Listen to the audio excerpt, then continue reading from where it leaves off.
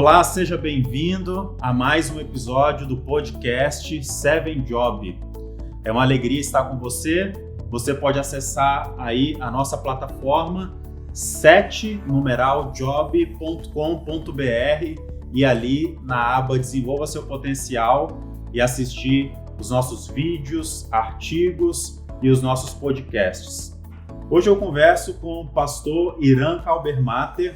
O pastor Iran Kalbermatter é formado em Teologia e Administração pela UNASP. Ele tem mestrado em Liderança pela Andrews University, que fica em Michigan, nos Estados Unidos, e é doutorando em Ministério, direcionado em Liderança para a Multiplicação de Igrejas. A formação profissional do pastor Iran, ele trabalhou em algumas áreas administrativas da igreja no Rio Grande do Sul, onde começou ali o seu trabalho, Paraná e Rio de Janeiro. E também presidiu a Igreja Adventista no norte de Minas Gerais, no Espírito Santo, na Bolívia e atualmente preside a Igreja Adventista para os estados do Rio de Janeiro, Espírito Santo e Minas Gerais. Muito bom conversar com o senhor, pastor Iran. Além dessas informações, quem é o pastor Iran em 30 segundos? Davis, uma alegria estar com vocês aqui. Eu sou um discípulo de Cristo que esmurro meu corpo na graça do Senhor para tentar ser a expressão da vontade dele. Sou um marido apaixonado, um pai grudento, um filho que admira muito os pais e que busca, ainda com as limitações, fazer aquilo que Deus espera para que eu possa ser apenas um mero instrumento nas mãos de Deus, para que Ele possa me usar frente ao crescimento, desenvolvimento e cumprimento do Evangelho aqui na nossa região, para que o quanto antes Ele volte, porque eu sou um tremendo expectante da volta do Senhor Jesus em meus dias. Eu acho que eu assim poderia resumir quem é o Irã. Amém.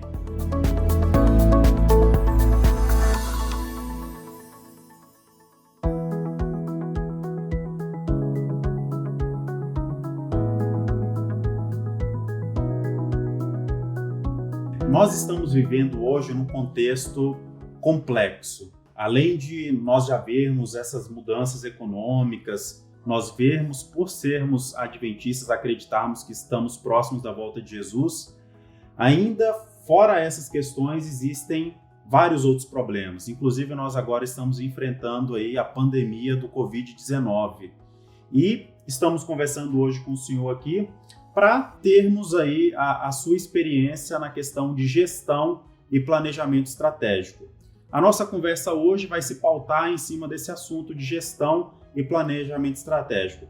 A primeira pergunta, pastor Iran: planejamento estratégico e gestão, ele serve para todas as pessoas ou é somente para quem é um empreendedor, quem está focado em um negócio? Para quem serve esse contexto do planejamento estratégico e gestão? Davis, é excelente a sua pergunta, porque alguns entendem de que o planejamento estratégico tem que ver somente com aqueles que estão numa função de chefia, numa função de coordenação de equipes e pessoas, mas planejamento estratégico tem que ver com a vida. Não se resume a alguém que apenas tem um cargo de liderança, mas tem que ver com tudo aquilo que nós queremos fazer de forma sistemática, buscando sonhar resultados. Nós precisamos de um planejamento estratégico para educar filhos, nós precisamos de um planejamento estratégico correto para poder emagrecer, nós precisamos de um planejamento estratégico para nós estarmos nos desenvolvendo dentro de alguma atividade ou algum hobby, algum esporte. Então, para todas as pessoas de que sonham crescer, amadurecer, conquistar sonhos e resultados, ele cabe dentro dos seus conceitos. A gente percebe nesse cenário, pastor, que neste momento agora de crise, várias pessoas passam por diversas dificuldades. Alguns não conseguiram gerir muito bem as suas empresas, os seus negócios, e hoje estão com dificuldades. A gente vê pelos números da própria economia, o Brasil girava aí com um número de desemprego de 10 a 12 milhões de desempregados no Brasil. E as previsões é que esse número chegue a 20 milhões. E a gente também percebe que as pessoas estão migrando para o empreendedorismo. E também a gente percebe que os empreendedores estão em momentos de dificuldades. Quais as dicas que o senhor daria ou quais os passos para essas pessoas desenvolverem um bom planejamento estratégico? Davis, dentro da nossa conversa aqui, quando o Seven Job me convidou para que a gente pudesse pensar um pouquinho e trabalhar sobre planejamento estratégico, eu coloquei algumas etapas e elas são práticas, mas elas envolvem em 8 passos que nós precisamos ter atenção e dar para que nós tenhamos um planejamento estratégico real, bem consolidado e que busque bons resultados. Então, dentro da nossa conversa, nós vamos falar desses 8 passos, mas eu queria introduzir, antes de dar o primeiro passo, de que para nós termos um planejamento estratégico eficiente, a organização deve fazer parte da vida. Então, alguém que deseja poder ter resultados e poder crescer, ele tem que se organizar. Interessante de que o livro Mente, Caráter e Personalidade, escrita por Ellen White, no volume 1, na página 177, diz que a primeira lei do céu é a ordem. Existe organização no céu. Para nós crescermos, é necessário organização, ordem. E para que nós possamos colocar o nosso foco dentro dessas atividades necessárias, isso envolve tudo na vida. Interessante de que a Bíblia nos diz no livro de Lucas, no capítulo 14, o verso 28, exatamente falando sobre essa organização necessária que busque o sucesso, que busque o êxito. Quando nós estamos falando sobre planejamento estratégico, o planejamento estratégico não tem um fim em si mesmo. Ele busca o êxito em alguma tarefa, em algum resultado, em algum sonho. Então, aqui Lucas 14, 28 nos fala sobre essa organização e esse foco. Diz assim, Lucas 14, 28, pois qual de vós, querendo edificar uma torre, ou seja, o objetivo aí não se assenta primeiro a fazer contas dos gastos para ver se tem com que acabar. Perfeito. Ou seja, para nós construirmos essa torre, a gente tem que sentar, fazer conta, pegar o papel. Eu tenho recurso, vai entrar recursos suficientes dentro do período de tempo que eu preciso ter essa torre. Então, a Bíblia é muito clara no contexto de ordem. Deus é um ser organizado. Quando a gente pensa como Adão e Eva foram criados,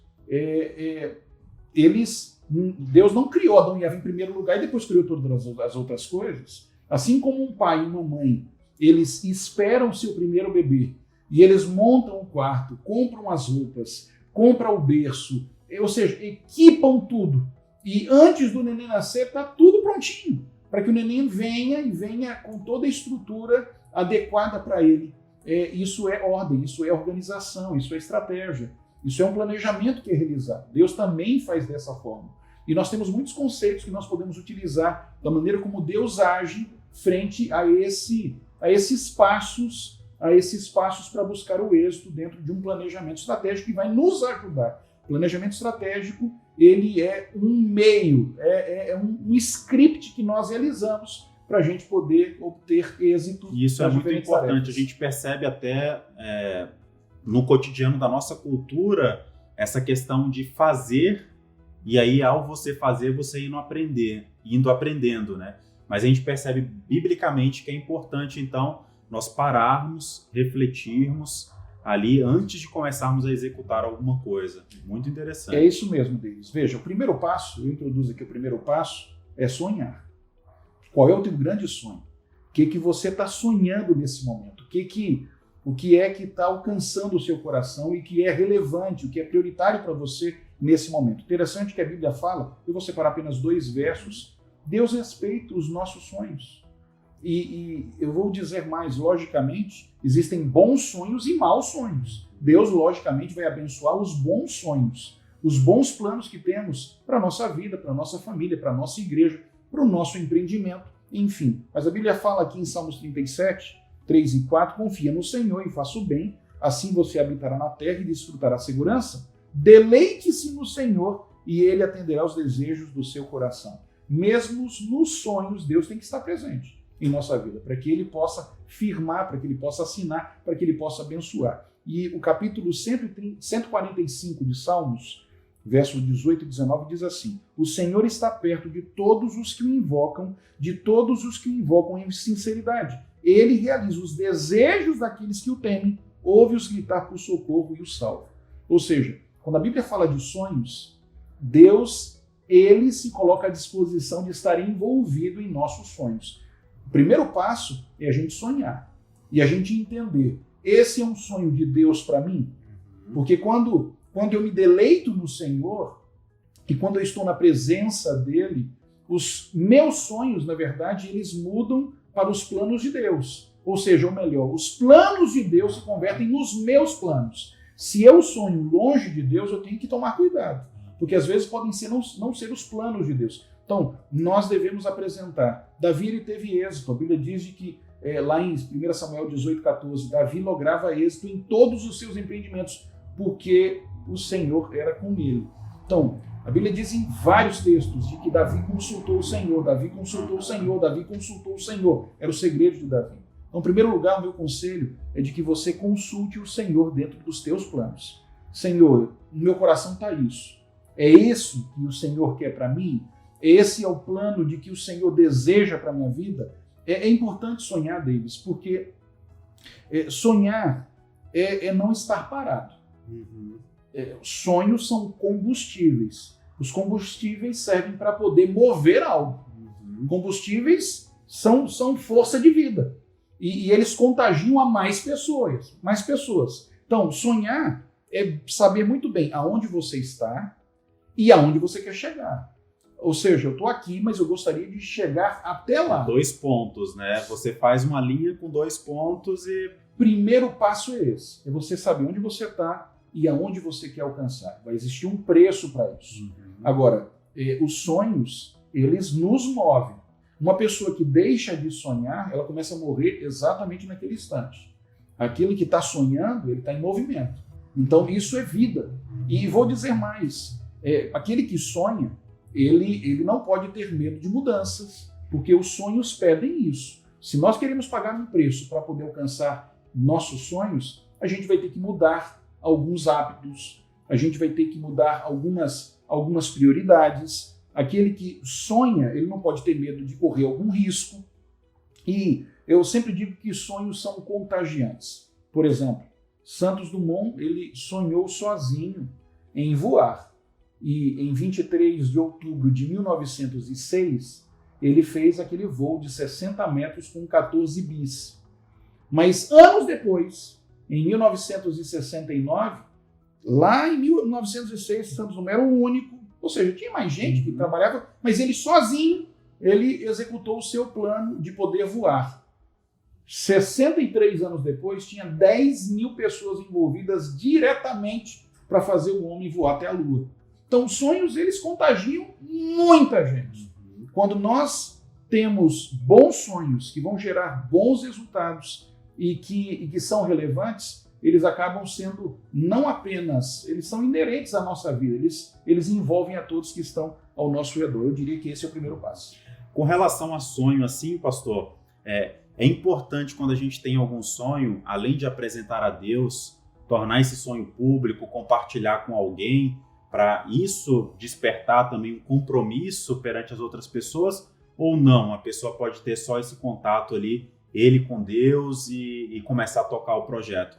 Porque às vezes eu vejo algumas pessoas que elas têm um sonho, mas elas não dão aquele passo adiante e elas acabam se frustrando. E às vezes, eu até ouvi esses dias na televisão alguém dizendo que se você compartilha isso com outras pessoas, se você torna isso público, você já cria um compromisso de que você vai fazer aquilo acontecer. Exatamente. Quando você divide os teus planos e sonhos, primeiro, você já está dizendo para as pessoas qual é a sua prioridade. Então, olha, eu vou dedicar tempo para isso. Ou mais, quando você sonha, veja, a Bíblia nos diz de que os talentos, Deus nos deu talentos, todos nós temos talentos, e Deus nos deu, não deu todos os talentos para uma mesma pessoa. Então, dentro dessa caminhada, você vai precisar de ajuda.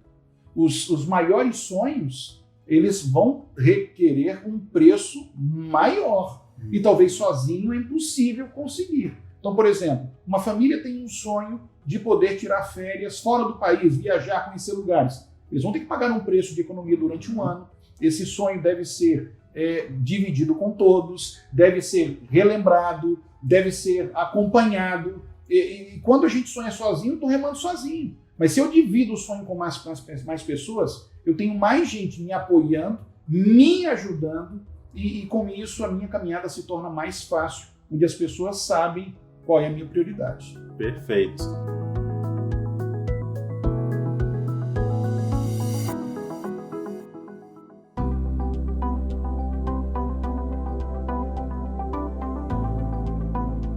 E qual que seria aí o segundo passo, pastor? A segunda dica, que eu já fiquei animado aí com os 2 primeiros passos aí. Bom, como o primeiro passo é sonhar, eu estou aqui, eu quero chegar lá, agora é a gente avaliar o preço desse sonho.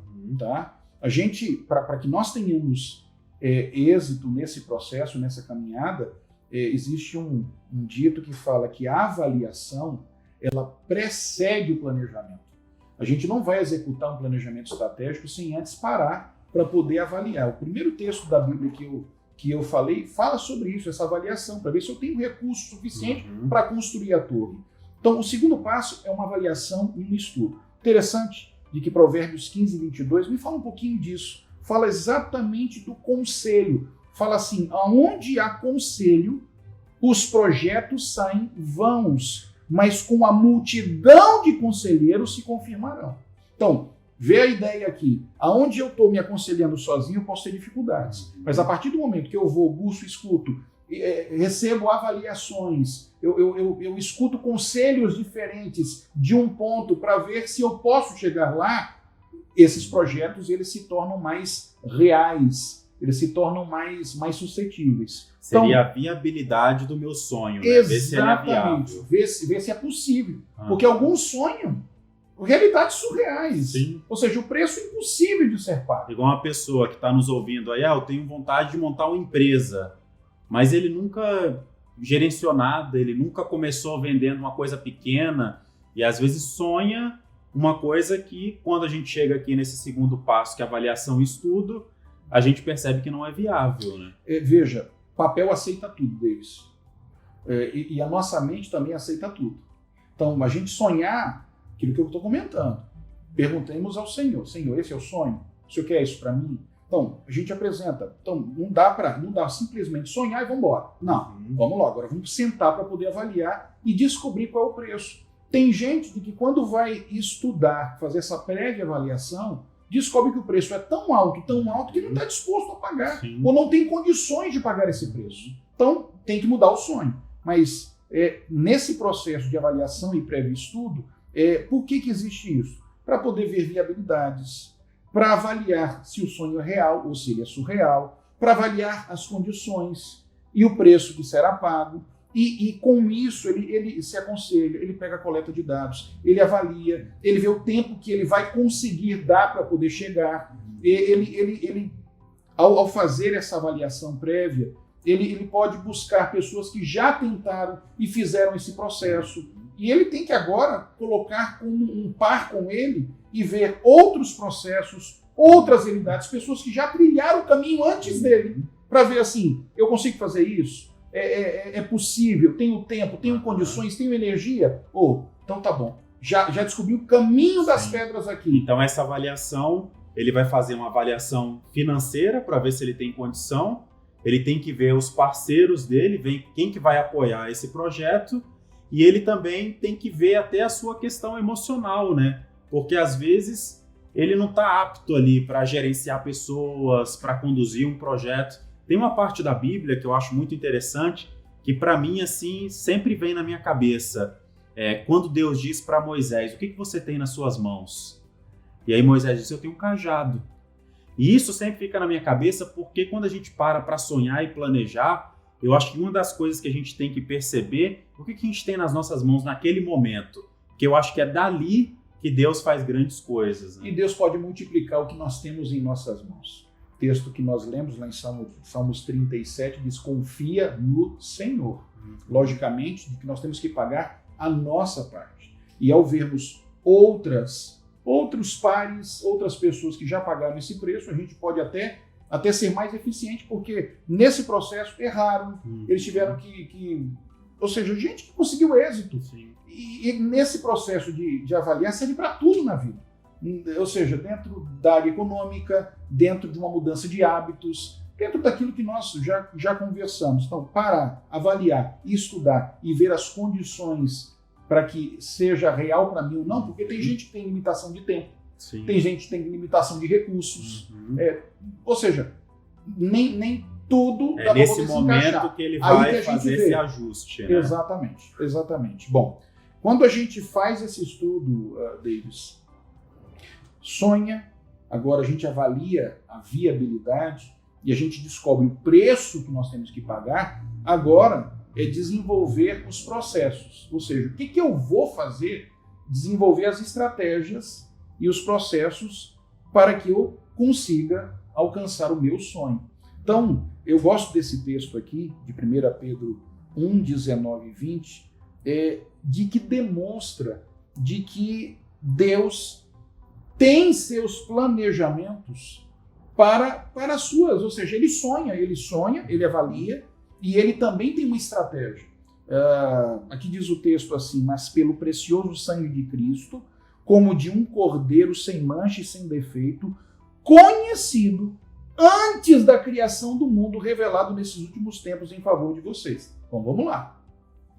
O sangue de Cristo, o preço, o plano da redenção, aí você vê um plano estratégico criado por Deus, ele já havia sido desenvolvido e já havia sido mentoreado antes mesmo desse mundo ser criado.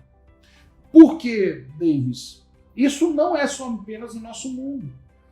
Nós sabemos que existem outros mundos, e em todos os outros mundos a liberdade de expressão ela existe. A liberdade, de adorar a Deus ou ser contrário a Deus, ou seja, a possibilidade de pecar, ele sempre existiu.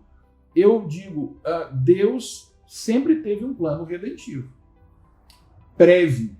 Ou seja, nesse mundo, se Adão e Eva, infelizmente, caíssem, Deus já havia pensado em uma estratégia para redimi-los. E a estratégia foi o próprio Filho vir e pagar o preço da desobediência deles e morrer no lugar deles. Então, aqui nos diz a Bíblia de que antes mesmo da criação do mundo, Deus já tinha um planejamento já estabelecido para que nós pudéssemos, enfim, se caíssemos, sermos salvos. E dessa maneira esse plano foi conhecido com a vinda do Senhor Jesus. Então, eu gosto de utilizar até dentro desse plano redentivo, como é que Deus utilizou? Veja, ele escolheu de que o Filho dele viria pagar o preço da nossa redenção, o preço do resgate desse primeiro casal e da sua posteridade, dos seus filhos e a grande família desse mundo. Então, primeiro, ele escolheu um povo, escolheu uma nação para que pudesse representá-lo aqui nesse mundo. Depois ele enviou profetas que revelariam a vontade de Deus, de que escreveriam a Bíblia que foi formada. Dentro dessa Bíblia que foi formada, foi escrito os sinais e as características desse Filho de Deus, aonde ele nasceria, de que forma nasceria, o preço da traição, de que forma ele morreria. Tudo isso foi colocado, a cidade de que ele nasceria, enfim, tudo isso foi colocado antes mesmo de Jesus nascer, para que todos pudéssemos ver de que havia um plano já bem estruturado. E a Bíblia indicava quem seria o Messias. Depois disso, além desse processo todo, veja, João Batista foi um profeta que foi separado por Deus para preparar o caminho antes da vinda ou do início do ministério de Jesus. Então a gente vê todo um planejamento detalhado dos céus. Todo um processo. Um processo para que a vinda de Cristo pudesse ser realizada dentro de um período adequado, dentro de um plano bem estratégico nesse mundo, para que pudesse haver a sua eficiência. E até mesmo a gente vê isso na escolha dos pais de Jesus, de Maria e José. eu vou agora traduzir dentro de uma realidade prática todos esses conceitos. O que é agora desenvolver estratégias e processos? É agora a gente, ao sonharmos e avaliarmos as viabilidades para isso, e o risco, enfim, o que nós vamos fazer agora? Se eu quero chegar lá, ok, o que eu vou fazer? Como eu vou fazer? Com que intensidade eu vou fazer? Que tempo eu vou dedicar a isso? Como é que eu vou mensurar? Eu gosto de ilustrar com uma charge um dia. É simples, mas que fala muito. Que eu li em um jornal, em alguma revista, algum tempo atrás. Havia um desenho animado na minha infância que era o Snoopy. Era um cachorrinho. Sim. Todo mundo lembra do Snoopy. E estava uma charge, ele pensando, porque ele não falava, ele pensava, né? Estava uma chargezinha e ele pensando assim: se eu fui um cachorro ontem e sou um cachorro hoje, provavelmente eu também serei cachorro amanhã. Então, parece que é até boba uma ilustração como essa, mas ela nos diz muito. Ou seja, se eu quero resultados diferentes e melhores, eu não posso fazer as mesmas coisas sempre. Se eu fiz isso ontem e esse foi o resultado, ou se no meu ano, o ano 2019, eu fiz isso e o resultado foi esse, se eu fizer as mesmas coisas ontem do que eu fiz ano passado, eu vou dizer, eu não vou obter os mesmos resultados, eu vou obter resultados menores, porque o mundo muda. Nós temos que mudar. Se eu fizer a mesma coisa que eu fiz ontem, provavelmente eu já não conseguirei obter os mesmos resultados hoje, porque as pessoas mudam, a forma de poder alcançar muda, então eu tenho que estar em movimento. O movimento é vida. Então, se eu tenho atitudes diferentes e que me ajudam a buscar esses resultados, com segurança e com muito mais probabilidade, eu terei resultados melhores, mais eficientes, com resultados em que me gerem mais alegria, me gerem mais prazer. Então, e aqui, quando nós vamos fazer? Dentro desse processo de desenvolvimento, eu tenho que colocar o que eu vou fazer, como eu vou fazer e quando eu vou fazer isso. E eu gosto de que ou seja, nós temos que estabelecer metas. Isso já é um passo a mais para que a gente possa ir acompanhando todo esse processo.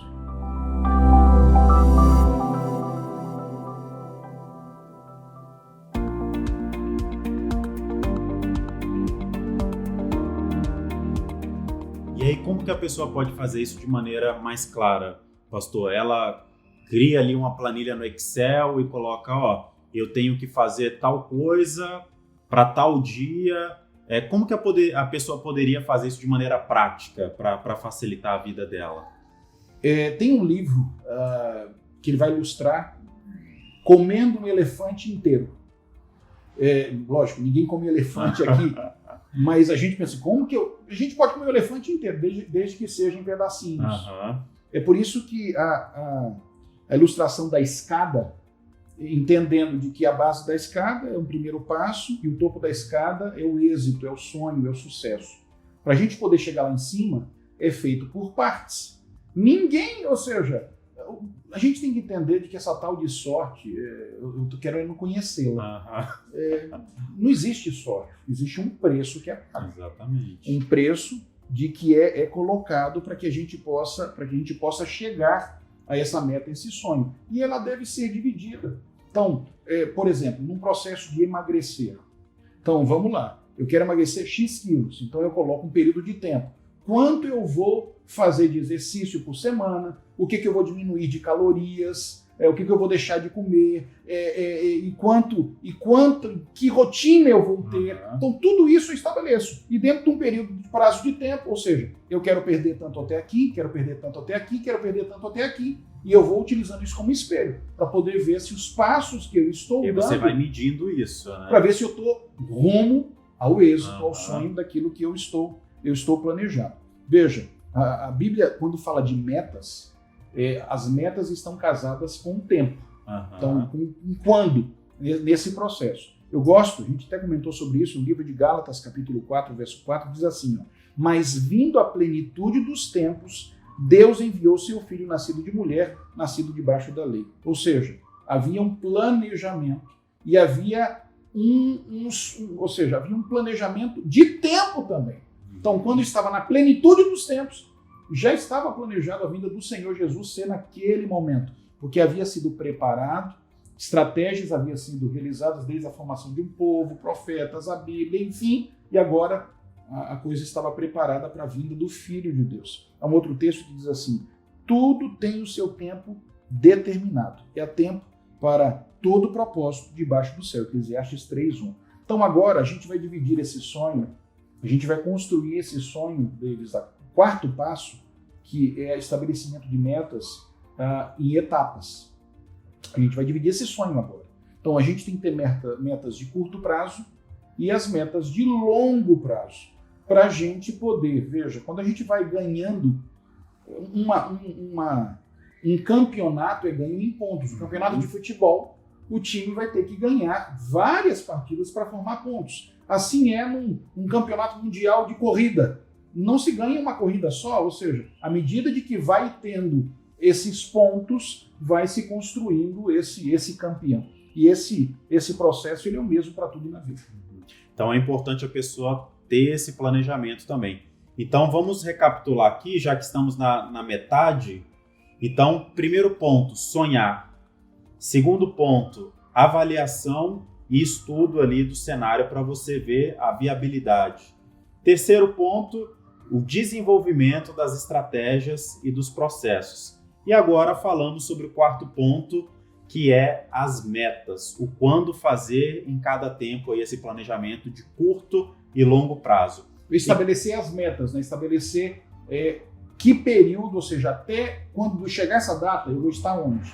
E essa aqui, como é que eu tenho que estar aqui para ir ser construído esse sonho? Isso é muito interessante. Eu já li alguns livros também que falam sobre isso e eu já fiz esse teste na minha vida de fazer justamente aqui esses passos que você tem colocado e colocar essas metas. E quando você segue, é impressionante. Às vezes você não lembra aquilo que você escreveu. Às vezes eu mesmo tenho o hábito. Todo início de ano eu já faço isso há vários anos. Eu ia citar isso. Eu coloco ali as metas para o meu ano. E eu coloco várias coisas. No início, às vezes eu dava uma viajada e tal. E aí depois, com o passar do tempo, eu fui colocando coisas mais reais, coisas que eu sabia que iriam alcançar. E eu dava algumas pitadas de algumas outras coisas que eu falava, isso aqui eu não sei não, mas vamos colocar aqui.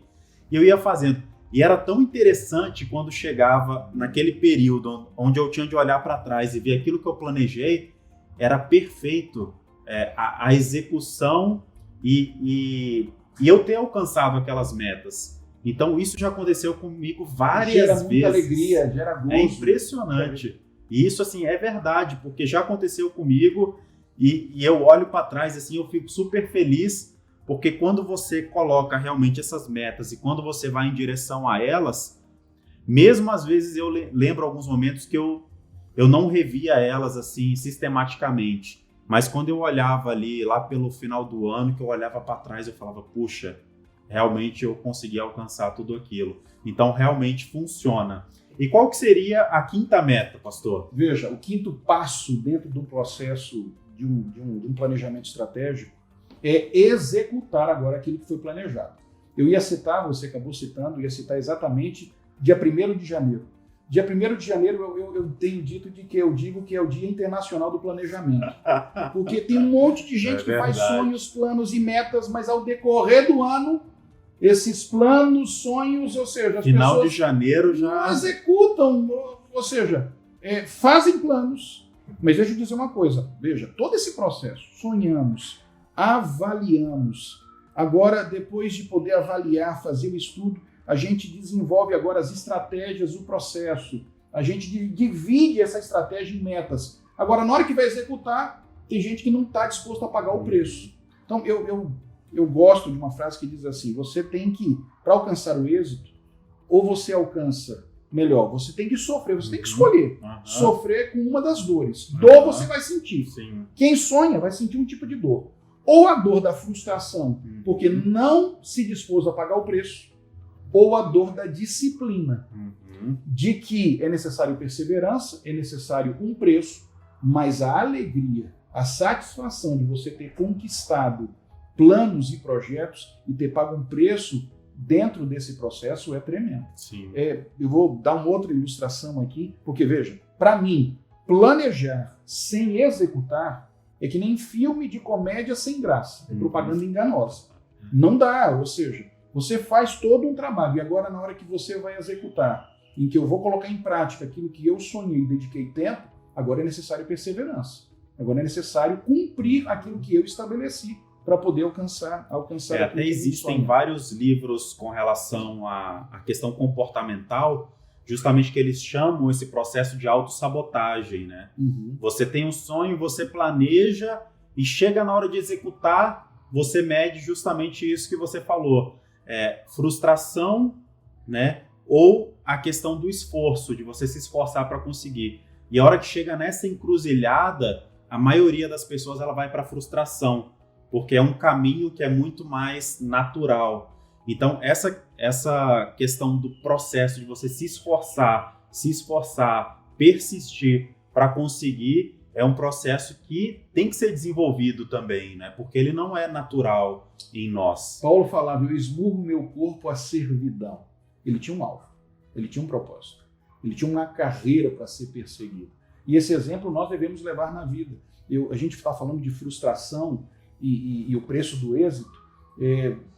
Todos imaginam de que já ouviram falar do Oscar Schmidt, que foi o nosso cestinha e que foi o nosso maior jogador de basquete, hoje já está aposentado, mas ele tinha um apelido chamado Mão Santa.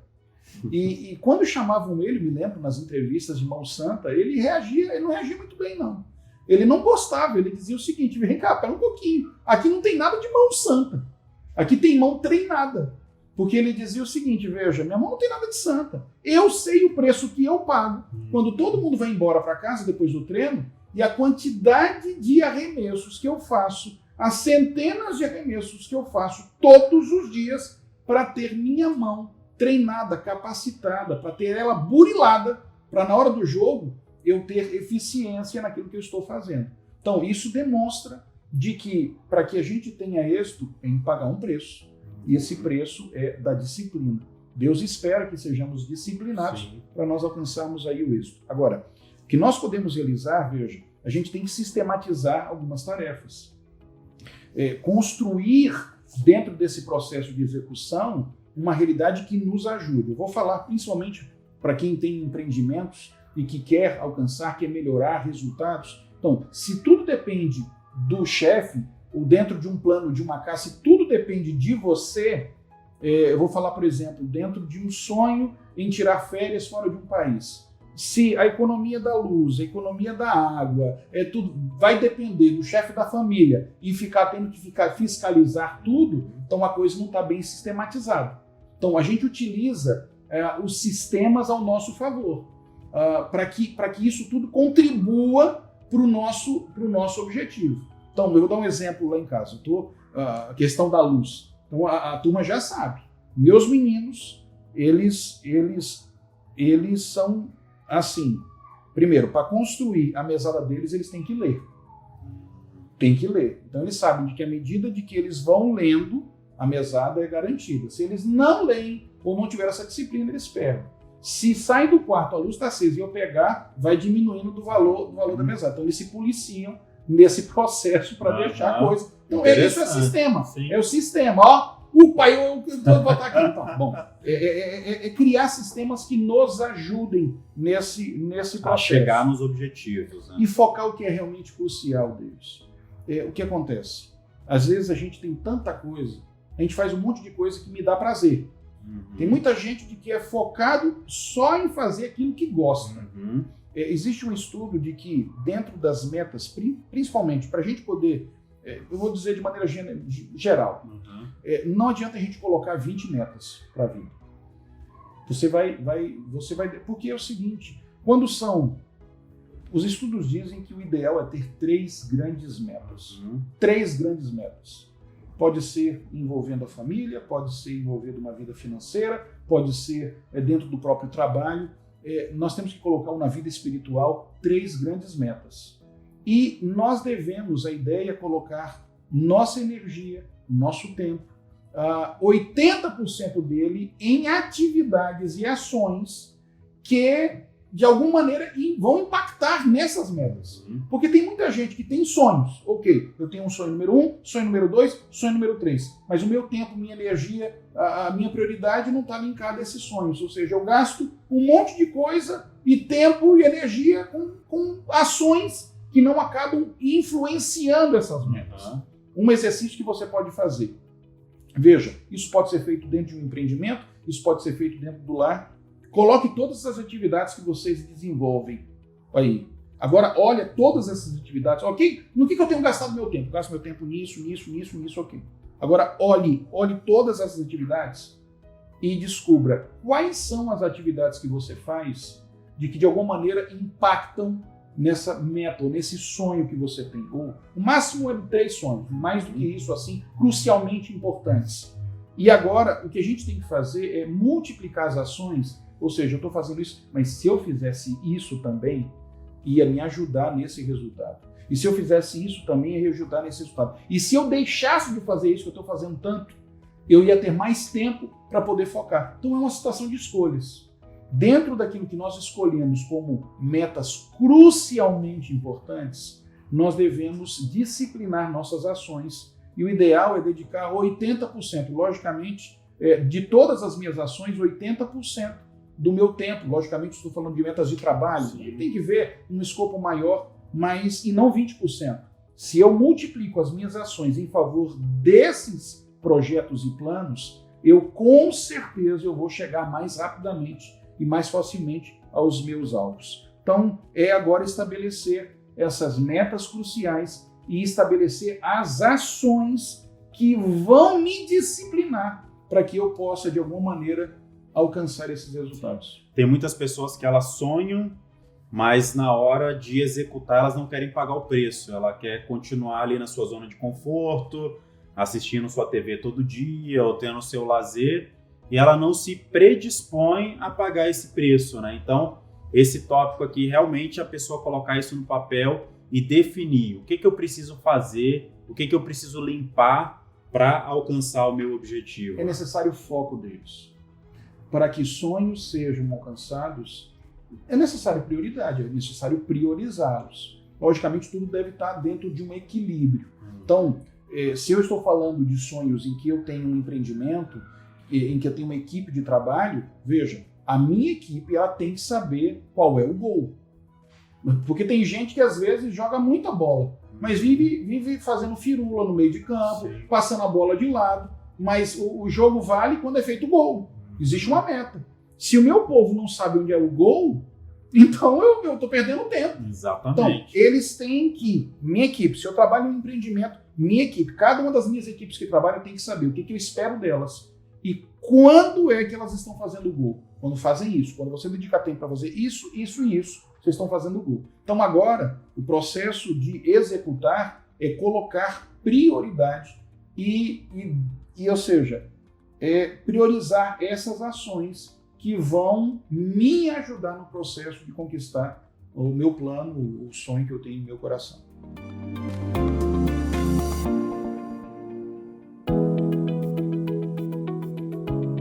Então, pastor Irã, depois que a gente fecha então essa questão da execução, qual que seria o 6º passo dentro do planejamento estratégico? Veja, Davis, dentro desse processo, dessa construção, o acompanhamento ele é determinante.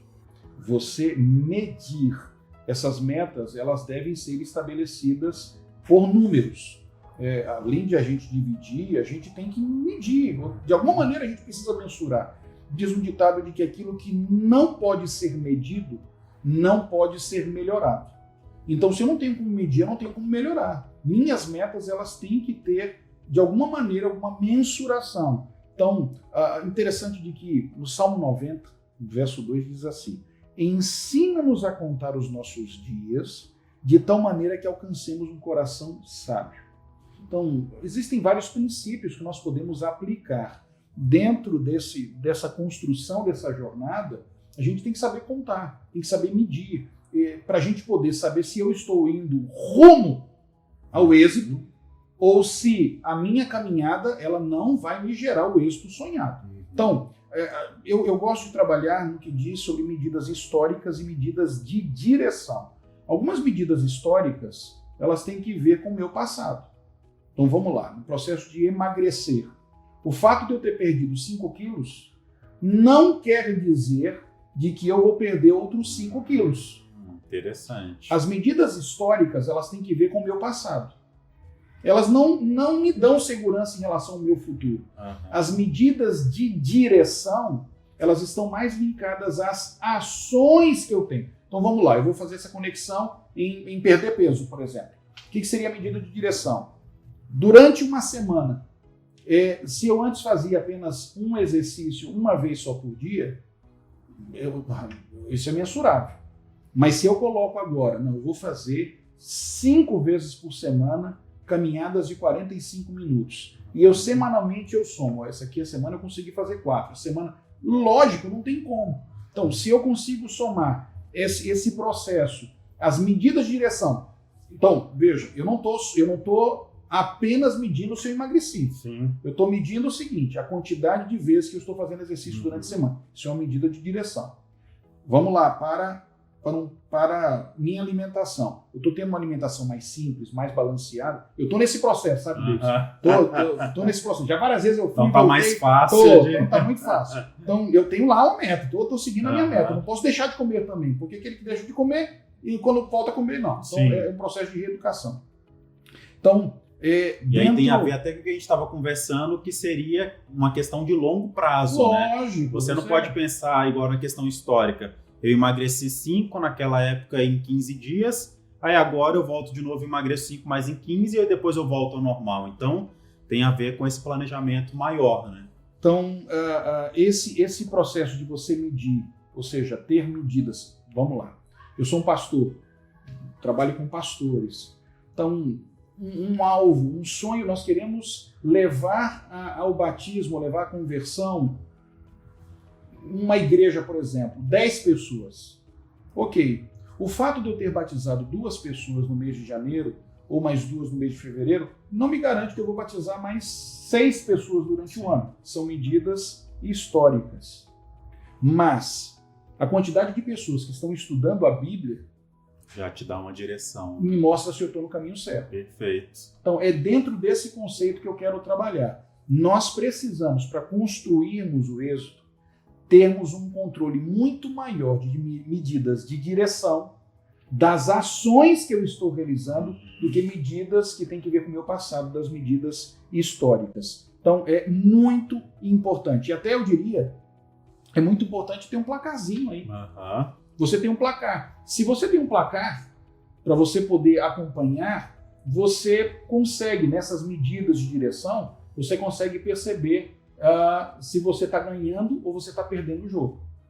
E outra coisa, quando tem mais gente envolvida na construção desse sonho, quando existe um placar, as pessoas têm um comportamento diferente deles. Por quê? Porque elas sabem que o jogo é para valer.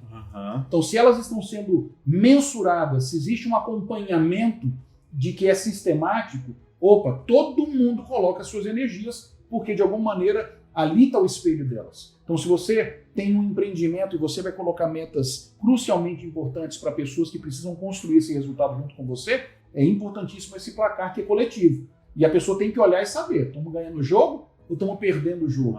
O que a gente tem que fazer para poder mudar? Então, dentro desse processo de mensurar essa construção e acompanhando esse processo, ele é determinante para a gente poder saber se precisamos mudar de rota, se precisamos incrementar mais algumas ações ou se estamos indo ou não para a direção correta. Muito bom, gostei demais desse contexto, nunca tinha ouvido falar e eu acho que dá para medir perfeitamente essa questão das medidas históricas e medidas de direção para ajudar aí a pessoa a empreender. E aí, qual que seria, pastor, dentro desse contexto do acompanhar, mensurar, entra também a questão de você ter uma comunicação eficiente ali com as pessoas que estão ao seu redor, porque, pelo que a gente vê aqui, a pessoa, ela não, em quase momento nenhum, ela está sozinha, né? Ela sempre está dando feedback, ou para pessoas que ela delega alguma função, ou para a pessoa também que ela recebe. Essa questão da comunicação entraria também aqui na questão do acompanhar e mensurar? Seguramente, Davis, porque alguns projetos, planos ou estratégias eu não consigo fazer sozinho. Às vezes eu facilito o trabalho de outro.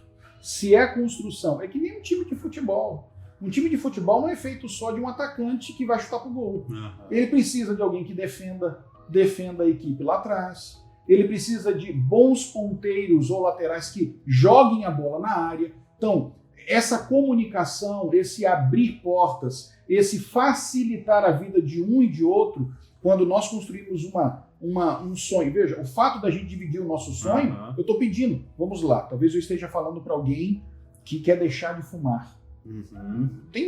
Existe todo um curso como deixar de fumar. Então, o primeiro pedido que a gente faz é avisar todo mundo. Eu deixei de fumar. Porque as pessoas vão ajudá-lo nesse processo. Tem algum outro que pode brincar com ele e tal, mas não, mas agora ele faz um compromisso. E agora ele envolve as pessoas dentro desse sonho. Então, quando nós montamos, é importantíssima essa comunicação. É dizer, olha, você está me facilitando a vida. Olha, você não está me ajudando. A gente está perdendo tempo. Isso, sabe o que é? A comunicação, uma vez aconteceu comigo, Davis.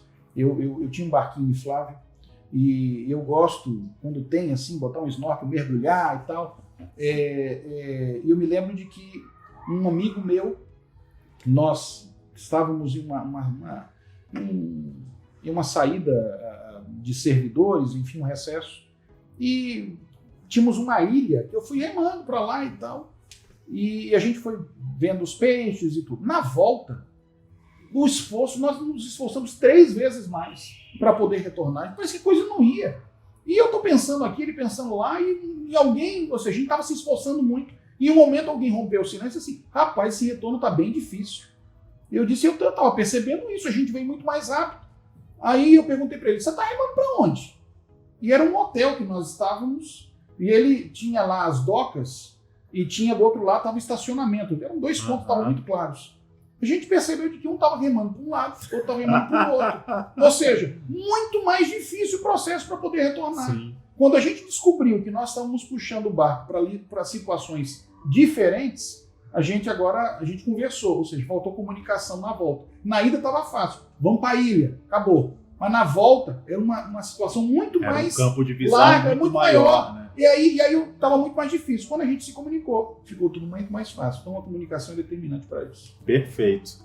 E aí vamos para o nosso penúltimo passo, o 7º passo. Qual que seria o 7º passo, pastor Irã? Ele está, de alguma maneira, conectado com esse acompanhamento.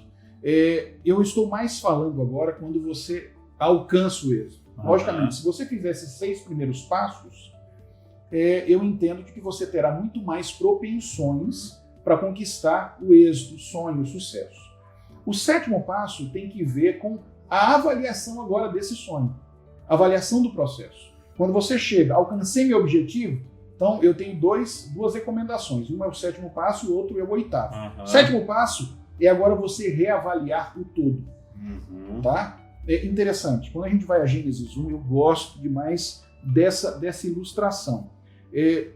Nós temos aqui no capítulo 1, nós temos 5 vezes em que a Bíblia diz assim, e viu Deus que era bom. Então, ele cumpria o planejamento dele e ele avaliava ao fim do dia. Estava bom. E viu Deus. Isso você vê em Gênesis 1, nos versos 10, 12, 18, 21 e 25. E quando Deus concluiu a sua obra da criação dessa terra, interessante, mostra aqui de que Deus parou para fazer uma avaliação maior. Porque o texto diz assim no verso 31, e viu Deus quanto fizera, e eis que era muito bom. Então, mostra de que Deus mesmo parou para poder fazer uma avaliação agora completa de todo esse período de tempo e energia em que ele dedicou na construção e na criação desse mundo. Agora, eu gosto de que no capítulo 2, dentro da avaliação também de Deus, ele viu algo que não era bom. Isso que é poder parar para poder avaliar todo o processo. Porque quando a gente para poder reavaliar, teria uma revisão geral. Exatamente, né? A gente melhora, a gente vê aquilo que nós gastamos tempo, a gente vê aquilo que, se nós fizéssemos diferente, a gente alcançaria o êxito de maneira mais rápida e interessante. No capítulo 2, no verso 18, no capítulo 1, várias vezes Deus disse, é muito bom. E viu Deus que era bom. E viu toda a criação. E viu Deus que era muito bom. Ele fala apenas uma única vez isso no final. Mas no verso 18 do capítulo 2, ele diz assim, não é bom que o homem esteja só. Ou seja, não era bom algo. Lógico, Deus já havia planejado. Ele sublinhou em mostrar a nossa interdependência. Mas dentro dessa avaliação, e nós podemos tirar essa ilustração, de que você vai ver dentro do seu processo, quando você chegar ao resultado, de que houve algumas coisas que não foram tão boas. Você precisa que reavaliar. é melhor tirar de cena, é melhor construir algo diferente, para que você possa, dentro do próximo passo, poder alcançar com mais rapidez, com mais eficiência. E outra coisa, dentro desse processo, é agora estabelecer novos sonhos. Se sonhar é vida, se sonhar é combustível, cheguei ao êxito, qual é o meu próximo passo? Quais são os meus próximos sonhos? A vida ela é feita de outros novos sonhos. E ela vai ficar nesse ciclo. E vai ficar nesse ciclo. Aí a gente começa mais uma vez esse ciclo. Um detalhe que eu gosto de falar sobre essa avaliação final, o presidente Kennedy, nos Estados Unidos, ele tinha um ditado em que ele falava assim, a hora de consertar o telhado é quando está fazendo sol lá fora.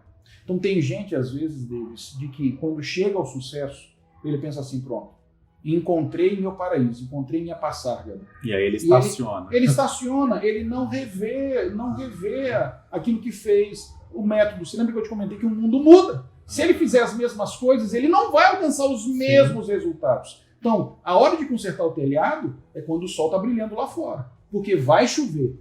E se chover, se você não fizer esse trabalho prévio antes, vai ser tarde demais para poder consertar o telhado quando a água está caindo dentro da casa. Então é sempre importante a gente sair da casa, ver o que precisa de pintura, o que precisa mudar, para a gente ver o cenário completo e agora, de maneira mais eficiente, estabelecer novos sonhos. Perfeito. E aí, para nós finalizarmos, pastor Irã, qual que seria então o 8º e último passo? Amigo, agora é celebrar. É só festa. É você bater agora nas costas e dizer... Ou seja, bater nas costas é dizer, em primeiro lugar, Deus, muito obrigado. A Bíblia nos diz em vários textos que a vitória vem do Senhor. É Deus que nos dá a vitória. É Deus que nos dá ar, que nos dá condições, que nos dá sabedoria. É Ele que nos dá os meios para que nós possamos crescer. Então, sempre honras e glórias devem ser dadas a Deus. A gente celebra com Deus, a gente louva a Deus, a gente aprende e celebra com as pessoas que estão ao nosso redor, as pessoas que fizeram parte. Eu acho de que, da mesma maneira como nós dividimos o sonho lá no começo, agora é uma hora para a gente poder dividir os méritos com quem de direito. O primeiro deles, diretamente a Deus, e aqueles que ajudaram você a construir esse sonho. Aí é hora de fazer festa, é hora sim de poder usufruir um pouco desse sonho que foi conquistado e poder testemunhar. Hoje, Salmo 136 diz assim, deem graças ao Deus dos céus, porque o seu amor dura para sempre. Deus, Ele está ao nosso lado, Ele quer nos dar condições, Ele nos dá sabedoria. E quando a gente para agora também usufruir, celebrar, fazer festa, o povo de Israel fazia festas. Havia uma festa específica de que era sobre a libertação, quando o cordeirinho morreu e que foi imolado. Logicamente era uma festa de que lembrava o preço que Jesus pagaria, mas era uma festa também de libertação. Libertação em que havia um povo que estava sob as mãos de Faraó e que houve um cordeiro que veio morrer e que isso nos deu liberdade e que isso nos deu, logicamente, o preço do cordeiro nos deu agora uma nova condição de vida. Deus, Ele também tem seu momento de festa. Isaías 66, 22, 23 diz, de uma lua nova a outra e de um sábado a outro virá toda a carne adorar perante mim, diz o Senhor. No céu haverá festa. E nós temos sim que celebrar, compartilhar essas vitórias que Deus nos dá, porque isso só nos dá uma energia para começarmos todo esse novo ciclo. E aí, com esse 8º passo, se fecha um ciclo. E aí você abre um novo ciclo, porque você não pode ficar na zona de conforto. Seguramente. E aí você volta a sonhar novamente. E aí começa de novo um novo ciclo.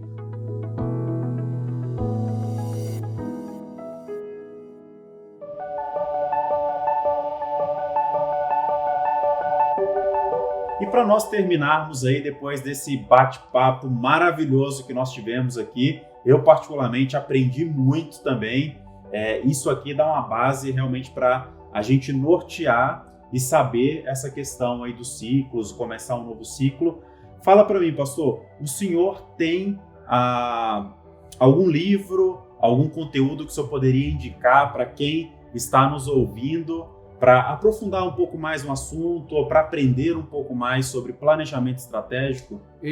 Teve um livro que eu li faz um tempo atrás, de que ele ajuda muito dentro da construção dessa execução, em que eu diria assim, é dos pontos mais importantes dentro desse planejamento estratégico.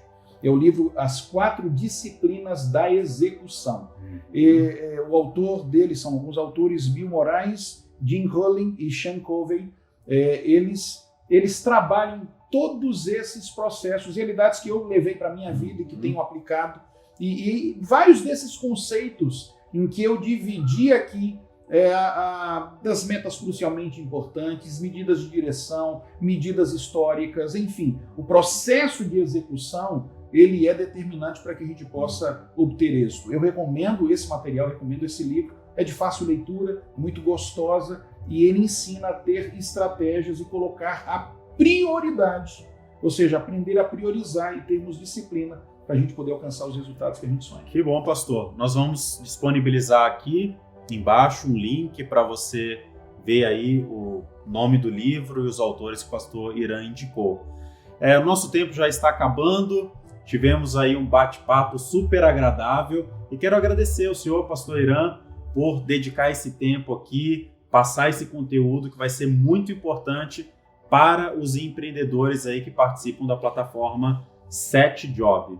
O senhor tem algumas palavras finais para esses empreendedores? Eu quero parabenizar também ao 7Job pela iniciativa e parabenizar a liderança que está construindo isso para ser uma ferramenta de informação, de orientação, de motivação para as pessoas em geral que querem crescer, querem estudar, querem se aprimorar para serem mais eficientes na vida, dentro das diferentes atividades que nós desempenhamos, tanto na vida espiritual, tanto na vida social. Que Deus abençoe a todos vocês que estão participando conosco. E eu recomendo a você dedicar um tempo a cada semana para poder ouvir os podcasts que estão aqui no 7Job. Vai fazer diferença você aqui dedicar um tempinho para você aprimorar a sua vida dentro dos ensinamentos. Eu parabenizo, para mim foi um tremendo prazer participar com vocês. Que bom. Muito obrigado, pastor Irã. Eu espero você aí no próximo episódio do nosso podcast 7Job. Até a próxima.